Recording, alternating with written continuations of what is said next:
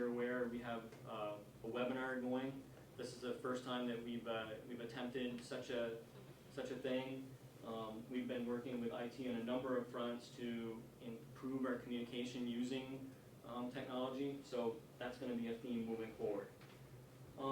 We want to find ways to reduce and streamline any of the self-imposed things that we do to ourselves to slow down our process.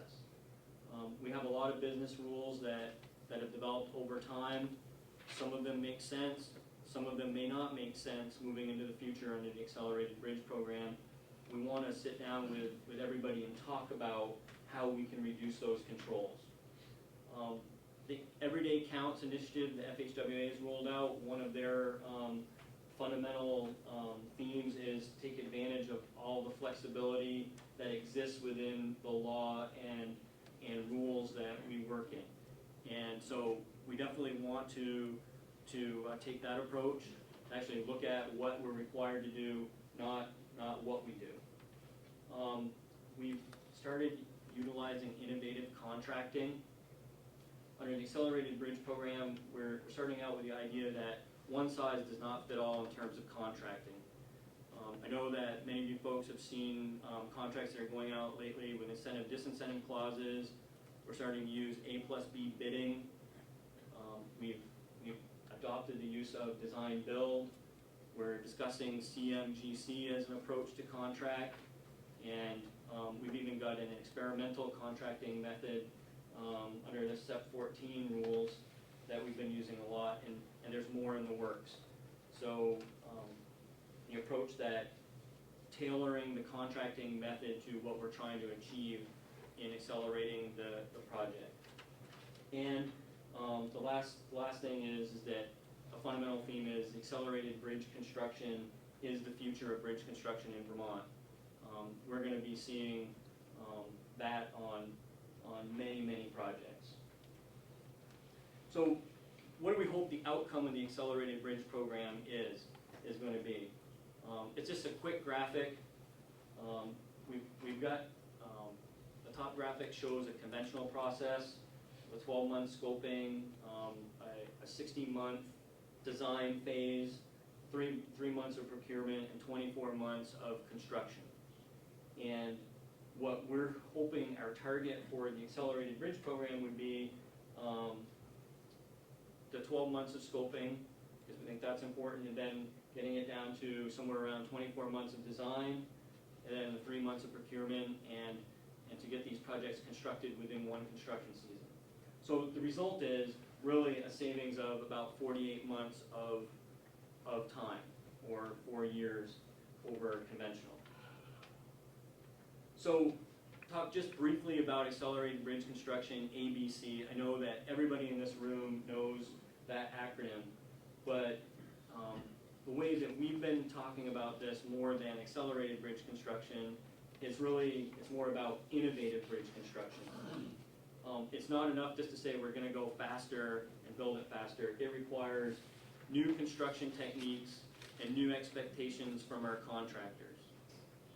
And it requires new materials, and we're moving in the direction of prefabrication of elements and systems. The new acronym out there now is PBES for the prefabricated elements and systems.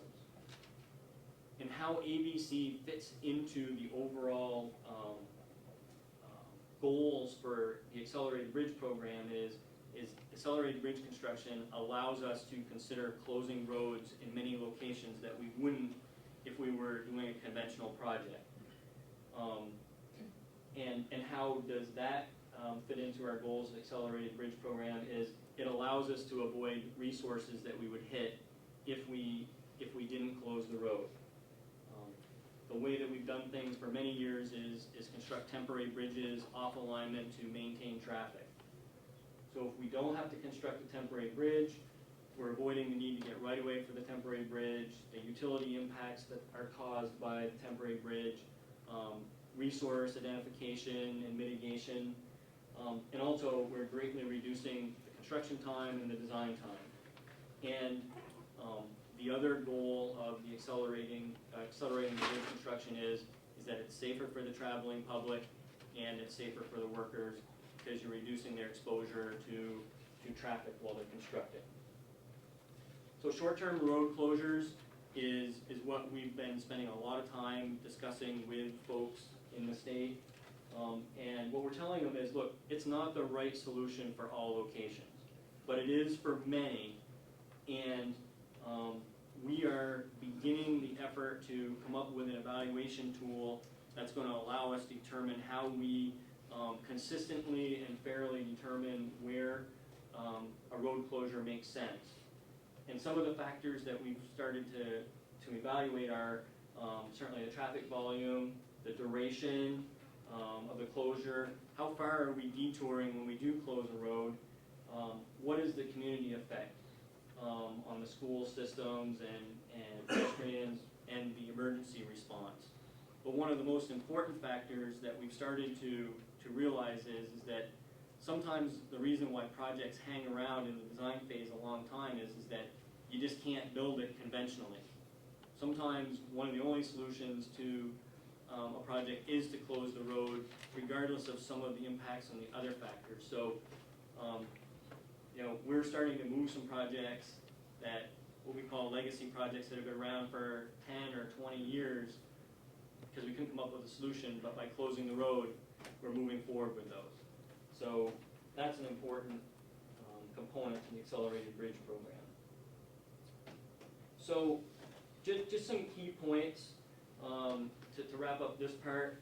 The Accelerated Bridge Program, it's really fundamentally about innovation. And we're going to rely on the frequent use of accelerated bridge construction to support that. And ABC combined with short-term road closures is less impact to the environment, less impact to the adjacent property owners, it's improved safety, and it's faster to move through the development phase. But, and this is really one of the things that we're having the conversation about, it is a short-term inconvenience for the traveling public. And we have to balance that inconvenience with the ability to move projects. So the rest of the presentation today is going to be about what has been accomplished over the last, say, 9 months in advancing the Accelerated Bridge Program. Many of you folks have been involved with some of these initiatives, but a high-level understanding of what's going on. Structure started out the Accelerated Bridge Program with a reorganization, and a couple of points that I want to make about the reorganization is that we went from 4 in-house design squads to 4 in-house design squads. But what you'll see is that one of the in-house design squads was retasked and refocused to be a project initiation and innovation team. And they're the ones that are looking at every project that now comes into the programs in terms of scoping and making sure that we consider innovation right from the start. And then we rededicated 2 of the in-house design squads to the conventional projects. So they were largely unchanged, although some of the personnel may have moved. And then we have 1 in-house accelerated bridge team that is specifically targeted to moving the accelerated bridge projects. And as Mike noted at the beginning of this, we did bring on 2 additional project managers that are managing consultants to move the accelerated bridge projects. And I think that's key to understanding the organization. So I'm going to turn this over to Jennifer, and she's going to talk to you folks about some of the public outreach that we've done. Thanks, Wayne. Good morning, everybody. I know we're throwing a lot of information at you this morning, but obviously one of the big things here is we're sort of doing a paradigm shift, right? We've been doing conventional for a long time, and road closures and accelerated bridge construction is new. And it's not only new to the towns, but it's also new to the agency, and it's new to the public, and it's new to the contractors and fabricators. And so with everything that's new, there's always some growing pains. And one of the things we really tried to focus on initially is how do we get the word out about the program? And how do we reach out to folks and start working with them to incorporate, folks' concerns and bring those and foster them and try to figure out how we're going to work through those. So obviously one of the first things that we did was we went ahead and we put together a a great presentation that sort of went over, why ABC is so important, or ABP is so important to Vermont, and what it has to offer us. And that's a little bit of what you've already heard here from Mike and from Wayne. And we also emphasized what the benefits are. We've discussed the goals and objectives. We've shared some recent successes. Chester is an example where we had ABC and it was very successful. And we've outlined shared challenges for full implementation. We recognize that there's going to be a lot of challenges along the way, and that we need to work with everyone to overcome those challenges and to make the program successful. So Wayne and Chris have been pounding the pavement, so to speak, and they've been going out and meeting with all these folks. You'll see that they've met with the agency, they've met with the House and Senate Transportation Committees, they've met with contractors, they've met with the regional planning commissions and with the road foremen, so they're really trying to reach just about everybody that they can to get the word out about the program. Another thing that we've been doing is we recognize that these short-term road closures have impacts not only on the towns but on the communities and the region. And so how are we going to work through that? So what we want to try to do, or what we've been doing, is to try to mitigate or reduce those regional impacts of the short-term road closure to the best of our ability. We've established a partnership in PPAID with the transportation planning coordinators, where we've been working together with them to say, how are we going to get the word out? How are we going to work with these communities? And what can we do to work collaboratively? And out of that has come this community questionnaire that we've been sending to the different towns on the different projects that are upcoming. I guess so far we've been focusing those more on where we think we're going to do an ABP project, but I think in the future there's a lot of great information on there that we're going to send it out to all the towns and communities, regardless of whether or not there's going to be a bridge closure. So this questionnaire has all sorts of things related to, as Wayne referred to earlier, school systems, businesses in the area. Basically, how are we going to have impacts? Emergency services. Is there a special event in your town where we wouldn't want to have a road closure over a weekend, for example? So what we're trying to do is find out all that information early on and say, hey, we understand that there are things that are important to your town or important to your community, and we're going to take those into consideration during the actual road closure. The other thing we're doing is we're asking about design considerations early on, about aesthetics and pedestrian use and bike use, and if there's any problems with the bridges that folks are experiencing. And so we're getting all that input really early on in the scoping phase, and that's helping us as we plan and move the process forward. We've been holding our public project meetings. I've had quite a few of these. I've got a project in Rochester where I actually have 4 bridge projects. We're going to roll it all out at the same time, and 3 of them are going to have road closures. So that's pretty significant. And if anybody remembers Rochester, they were actually cut off during Tropical Storm Irene. They couldn't get in, they couldn't get out. And so when I came forward the first time to talk about road closures, they were like, whoa, because we don't want to be cut off again.